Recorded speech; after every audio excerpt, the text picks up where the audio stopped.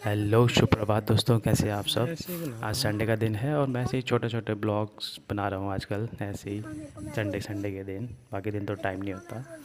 तो मौसम बड़ा अच्छा हो रखा है हमारे घर के आसपास। हेलो गाइस, आज हम आ गए हैं रानी पोखरी प्लॉटिंग की तरफ। यहाँ पे 100 गज की प्लॉटिंग हर एक जगह पे, जैसे वो 100 गज, ये 100 गज, काफी खुला है। यहाँ पे जंगल का इलाका दिखा दीजिए। काफी अच्छा इलाका है। आइए प्लॉटिंग लीजिए रानी पोखरी में।